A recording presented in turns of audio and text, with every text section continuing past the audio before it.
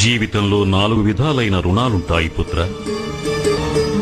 వాటిని తీర్చుకోవటం ప్రతి వ్యక్తికి అనివార్యం. పితృణం. తల్లిదండ్రులు తమ యావత్ జీవితాన్ని తమ సంతానాన్ని పెంచి పోషించడం కోసం అంకితం చేస్తారు, కష్టాలు పడతారు. వారి రుణం తీర్చుకోవడానికి గాను సంతానానికి తల్లిదండ్రులను సేవించుకోవడం అనివార్యమవుతుంది. బ్రహ్మరుణం. ఎవరి వల్ల ఈ జీవితం లభించిందో వారికి చెల్లించేది. ఈ రుణాన్ని తీర్చుకోవటం కోసం కోరేది ఒక్కటే. ఎవరైతే ఇంతటి పవిత్ర రూపంలో ఆత్మకు జీవితమిచ్చారో అదే పవిత్ర రూపంలో తిరిగి వారి చెంతకి చేరటం. దేవరుణం దేవతలందరికీ చెల్లించేది.